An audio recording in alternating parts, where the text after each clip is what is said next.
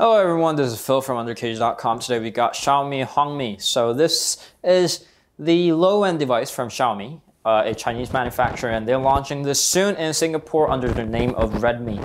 Alrighty, so let's take a look at it. It starts with a receiver on the top and the front-facing camera with the 4.7-inch of a HD IPS display, menu, home, and the back key. As the name implies, since the red Hong means red in Chinese, and these keys are colored in red. These are not flashed by the LEDs. These don't actually have the LEDs behind them.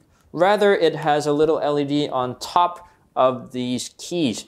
It lights up in blue when it's charged, and when it's fully charged, it lights up in green. So that's that. And on the right is a volume rocker with the power key. On the top is a 3.5mm headphone jack. On the left is blank. On the bottom is a micro USB port with the microphone, and on the back is the 8-megapixel camera with the sub microphone, LED flash, the speaker grill, the Xiaomi logo, and that's pretty much it. The battery cover is detachable.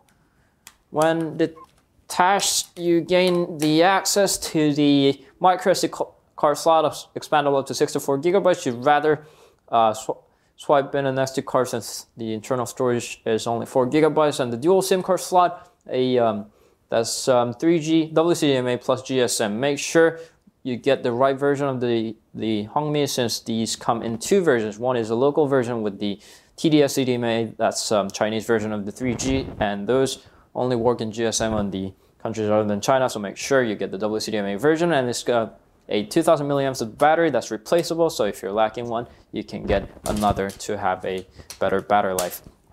And as the size matters, it's about as this big compared to the Galaxy S4. Since this guy's a 5-incher, we can kind of see that this is a bit big to be a 4.7-incher, but considering the price, we can just ignore that. Turning it on, we get the usual MIUI interface with the lock screen and the launcher. MIUI is a quite popular ROM, and since Xiaomi makes the MIUI, we can't no more call this a custom ROM on this guy. This is a stock ROM on the Xiaomi devices, along with the Xiaomi Hongmi, Mi3s, and the other devices. And it has massive amount of the modifications that user can make, starting with the toggle bar and pretty much everything. You can choose what to display on the notification bar or not.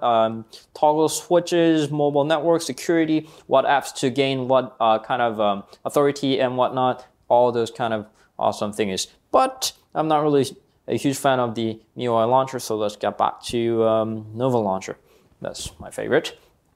And specs-wise, it's got a MediaTek quad-core processor that's based on the A7 technology. I kind of was worried that the A7 isn't exactly a powerful processor to run a 720p display, but it was kind of enough. Aside from a little bit of lag on the display and the animations, it runs quite smooth.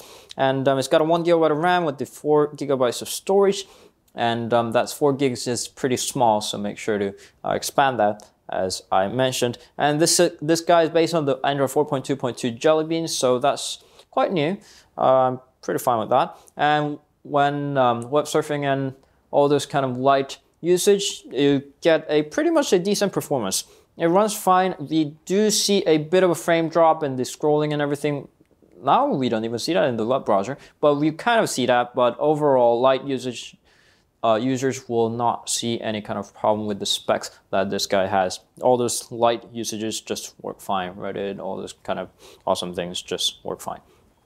All right. Aside from that, the headphone quality, I've been expecting a bit on the sound quality of this guy, but please don't. It's although it's got a sound equalizer called the Mi Effects, it's those equalizers don't exactly work well, since the basis of this guy is really terrible. The sound is really terrible. Don't expect anything on that, including the speaker. And photo quality wise, it takes decent photos when the lighting is actually good. Like this guy, the photo quality is not bad. Not bad. Although we do see a bit of noise, it's not that big of a problem. But when we go to a low lighting conditions, there are a lot of noise in the picture, so don't expect good of a photo quality on the low lighting conditions. But when your lighting is good, it's pretty pretty okay. And the battery life wise is it runs pretty well. Considering it's a 2000 milliamps of battery, 2000 milliamps isn't really a big of a battery.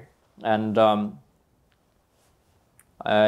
so that's battery life is pretty cool too. So overall, this is a pretty impressive device as a price. Come on, where can you get this kind of a build quality on a $115? And even Moto G is like $60 more expensive for that. So for the price, this guy is pretty amazing, and the software is amazing as well. So we're actually quite excited to go on more details on the high-end device MI3. So in order to do that, tap here to subscribe to our channel. So overall, this is still an amazing device for its price. Build quality, display, although it's got a bit of a reflection on it, it's pretty cool. This was underKG. Thank you always for watching, and we'll see you guys later. Bye.